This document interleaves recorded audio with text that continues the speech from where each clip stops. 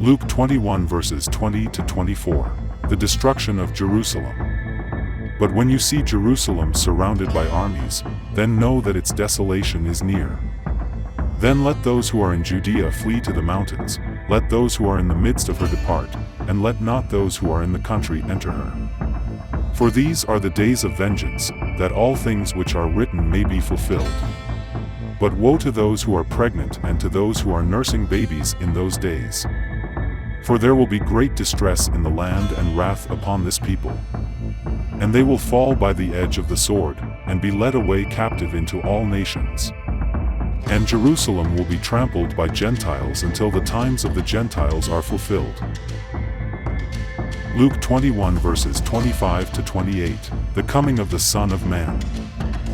And there will be signs in the sun, in the moon, and in the stars, and on the earth distress of nations, with perplexity, the sea and the waves roaring, men's hearts failing them from fear and the expectation of those things which are coming on the earth, for the powers of the heavens will be shaken. Then they will see the Son of Man coming in a cloud with power and great glory. Now when these things begin to happen, look up and lift up your heads, because your redemption draws near. Fulfillment of the times of the Gentiles. The siege of Jerusalem to which the Lord refers cannot be the siege that has taken place in recent days by the armies of the Assyrians led by the king of the north. The Lord speaks here of the siege with the subsequent destruction that will happen by the hand of the Romans in the year 70. It proves that it are the times of the Gentiles, Luke 21 verse 24, that started with Nebuchadnezzar, but that will also one day be fulfilled. During the times of the Gentiles, Jerusalem is trampled underfoot by the nations. This shows that the Lord Jesus speaks of the present time. The times of the Gentiles will come to an end when he returns to earth. What the Lord describes with respect to the situation that arises when the Romans rise up against Jerusalem does have the same character as the siege of Jerusalem in the last days.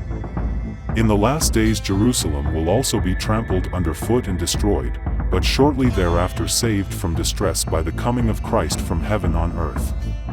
Then he will destroy his enemies with the sword coming out of his mouth, Revelation 19 verse 15. The destruction that Luke writes down from the Lord's mouth cannot be an end-time event.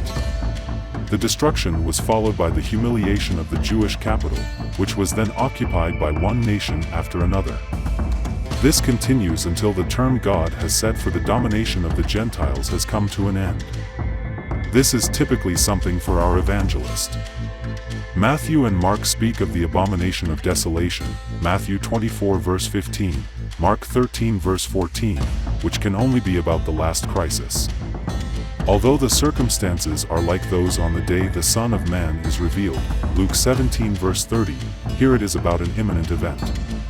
That there are certainly similarities is shown by the Lord's warnings.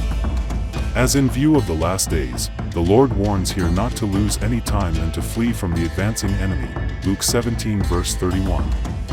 Wherever they are, they have to make sure they are away from Jerusalem. It is folly to believe out of an unhealthy love for the city that something valuable can be taken away from it, or even to think that it would make sense to defend the city. God's judgment comes over the city.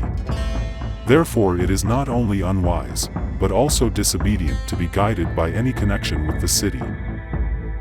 God fulfills the word he has spoken.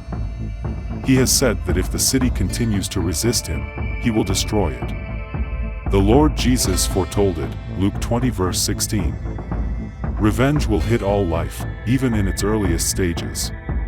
The need will be great in the land because of the wrath that God must bring upon this people, that is the people of Israel that killed Christ. Any resistance is meaningless. The enemy is supreme. Many inhabitants will be killed by the sword. Others will be captured and taken to all nations. That doesn't happen in the end time, but in the year 70. Then Jerusalem will lose its glory and independence. It will not so much be a subdued city, but a despised city on that the nations will trample on. This is how it was until 1948, when Israel became an independent state again. Yet even today it is still a land that exists both by the grace of certain powerful nations and by the surrounding nations, is despised and seen with the greatest enmity. The times of the Gentiles is the period when world domination is given to the Gentiles. We see that this is expressed in the rule by the four world empires about which we read in the book of Daniel. When Nebuchadnezzar received from God world domination including authority over Israel, the times of the Gentiles began. Daniel 2 verses 37 to 40, Daniel 7 verses 2 to 7, 17. But there is an until. This word indicates that this situation is coming to an end. The end of the domination and trampling underfoot of Jerusalem by the nations is heralded by signs that will appear in sun and moon and stars. These signs in heaven are accompanied by dismay among the nations and not only in Israel. There will be an increasing fear among the nations of terrible things, of threats of disasters of all kinds. The nations are in perplexity. At the moment I write this, March 2008, in the Netherlands the movie Fitna, by the politician Geert Wilders about Islam is one of the boosters of this general feeling of fear. Climate change, for example, also causes panic. The fact that people's leaders speak soothingly about such signals or claim to have things under control with grandiloquent speech does not take anything away from the fear that people feel internally. The fear will be so great that people will faint.